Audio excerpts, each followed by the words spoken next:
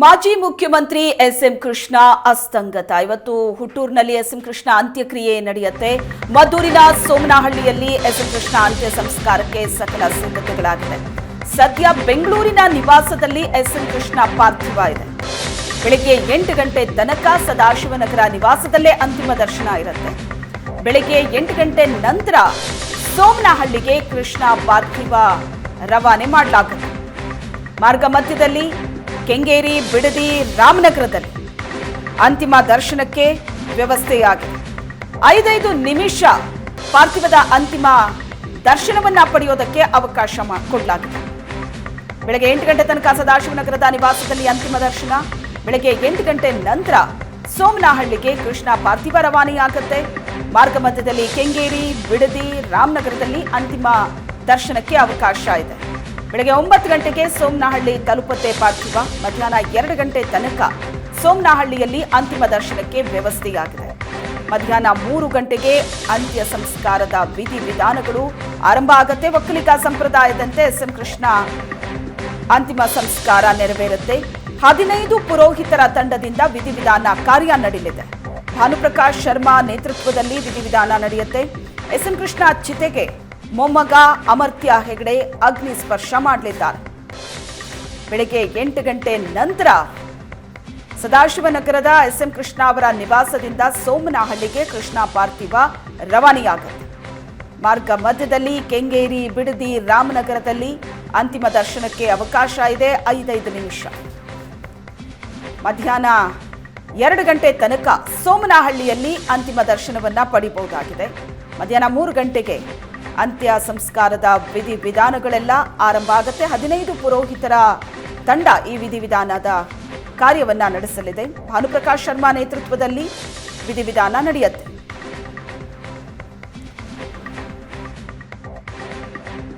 ಎಂಟು ಗಂಟೆಗೆ ಇಲ್ಲಿಂದ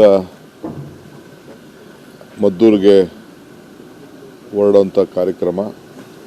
ಕೆಂಗೇರಿಯಲ್ಲಿ ಒಂದು ಸ್ಟಾಪು, ಅದಾದಮೇಲೆ ಬಿಡದಿಲಿ, ರಾಮನಗರ, ಚನ್ನಪಟ್ಟಣ ಒಂದು 5 ನಿಮಿಷ ದರ್ಶನ ಮಾಡಲಿಕ್ಕೆ ಒಂದು ಅವಕಾಶವನ್ನು ಕೊಟ್ಟು ಒಂದು 10 ಗಂಟೆ ಅಷ್ಟೊತ್ತಿಗೆ ಮದ್ದೂರು ತಲುಪ್ತಾರೆ. ಬೇರೆ ಮದ್ದೂರಿನಲ್ಲಿ ಎಲ್ಲೂ ಕೂಡ ಕೆಲವರೆಲ್ಲ ಭಾಳ ಒತ್ತಾಯ ಮಾಡ್ತಾ ಇದ್ದಾರೆ, ದಯವಿಟ್ಟು ಕ್ಷಮಿಸಬೇಕು. ಮದ್ದೂರಿನಲ್ಲಿ ನಾವು ಸೋಮನಹಳ್ಳಿಲಿ ಇದು ಅಂದರೆ ಮದ್ದೂರಿನಲ್ಲಿ ಪ್ರೊಸೆಷನ್ ಮತ್ತೊಂದು ಮಾಡೋಕ್ಕಾಗಲ್ಲ. ಸೋಮನಹಳ್ಳಿಲೇ ಫೈನಲ್ಲು. ಯಾರೇ ಆಗಲಿ ಬಂದು ದರ್ಶನ ಮಾಡಬೇಕು. ಎಲ್ಲಿಂದ ಸೋಮನಹಳ್ಳಿಲೇ ಬಂದು ದರ್ಶನ ಮಾಡಬೇಕು. ಅವರ ಸ್ವಂತ ಜಾಗದಲ್ಲೇ ಸೋಮನಹಳ್ಳಿಲೇ ವ್ಯವಸ್ಥೆಯನ್ನು ಮಾಡಲಾಗಿದೆ. ಯಾರ್ಯಾದರೂ ರಾಮನಗರ, ಚನ್ನಪಟ್ಟಣ ಮತ್ತು ಬಿಡದಿ ಈ 3 ಕಡೆ ಬಂದು ಕನಕಪುರದವರಾಗಿರ್ಬೋದು, ಆರವಳ್ಳಿಯವರಾಗಿರ್ಬೋದು, ರಾಮನಗರ ಆಗಿರ್ಬೋದು, ಚನ್ನಪಟ್ಟಣದವರಾಗಿರ್ಬೋದು ಅಲ್ಲೇ ದರ್ಶನ ಮಾಡಿಕೊಂಡು ತಾವು ನಮನವನ್ನು ಸಲ್ಲಿಸಬೇಕು ಅಂತೇಳಿ ಕುಟುಂಬದ ಪರವಾಗಿ, ಸರ್ಕಾರದ ಪರವಾಗಿ ತಮಗೆ ತಿಳಿಸ್ತಾ ಇದ್ದೀನಿ. ಅದು 3 ಗಂಟೆಗೆ ಸರ್ಕಾರದ ಇದು ಮತ್ತು ಕುಟುಂಬದ ಒಂದು 10-15 ನಿಮಿಷ ಇರ್ತದೆ. ಅದಾದಮೇಲೆ 3 ಗಂಟೆಗೆ. ಇವತ್ತು ಮಾಜಿ ಮುಖ್ಯಮಂತ್ರಿ ಎಸ್.ಎಂ. ಕೃಷ್ಣ ಅವರ ಅಂತ್ಯಕ್ರಿಯೆ ನಡೆಯುತ್ತೆ. ಸಕಲ ಸರ್ಕಾರಿ ಗೌರವಗಳೊಂದಿಗೆ ಅಂತ್ಯ ಸಂಸ್ಕಾರ ನಡೆಸೋದಕ್ಕೆ ಸಿದ್ಧತೆ ಆಗಿದೆ. ಮತ್ತೊಂದು ಕಡೆ ಶಾಲಾ, ಕಾಲೇಜು, ಸರ್ಕಾರಿ ಕಚೇರಿಗಳಿಗೆ ರಜೆ ಘೋಷಣೆಯಾಗಿದೆ. ಇವತ್ತು ಶಾಲಾ, ಕಾಲೇಜು, ಸರ್ಕಾರಿ ಕಚೇರಿಗಳಿಗೆ ರಜೆ ಇದೆ. 3 ದಿನ ಶೋಕಾಚರಣೆಯನ್ನ ರಾಜ್ಯ ಸರ್ಕಾರ ಘೋಷಣೆ ಮಾಡಿದೆ. ಸರ್ಕಾರಿ ಕಟ್ಟಡಗಳಲ್ಲಿ ರಾಷ್ಟ್ರಧ್ವಜ ಅರ್ಧಕ್ಕೆ ಹಾರಿಸಲಾಗುತ್ತೆ, ಸೂಚನೆ ಕೊಡಲಾಗಿದೆ. ಎಸ್.ಎಂ. ಕೃಷ್ಣ ನಿಧನ ಹಿನ್ನೆಲೆ ಇವತ್ತು ವಿಧಾನಮಂಡಲ ಕಲಾಪ ಇಲ್ಲ. ಬೆಳಗಾವಿಯಲ್ಲಿ ಚಳಿಗಾಲದ ಅಧಿವೇಶನ ಈಗಾಗಲೇ ಆರಂಭ ಆಗಿತ್ತು. ನಿನ್ನೆ ಬೆಳಗಿನ ಜಾವ ಎಸ್.ಎಂ. ಕೃಷ್ಣ ಅವರ ನಿಧನದ ಸುದ್ದಿ ತಿಳಿತಾ ಇದ್ದಂತೆ ಬಹುತೇಕ ಶಾಸಕರು ಬೆಂಗಳೂರಿಗೆ ವಾಪಸ್ ಆಗಿದ್ದಾರೆ. ಸದನದಲ್ಲಿ ಸಂತಾಪವನ್ನ ಸೂಚಿಸಲಾಯಿತು. ಎಸ್.ಎಂ. ಕೃಷ್ಣ ಅವರ ಅಗಲಿಕೆಗೆ ಇವತ್ತು ವಿಧಾನಮಂಡಲ ಕಲಾಪ ಸ್ಥಗಿತವಾಗಿದೆ.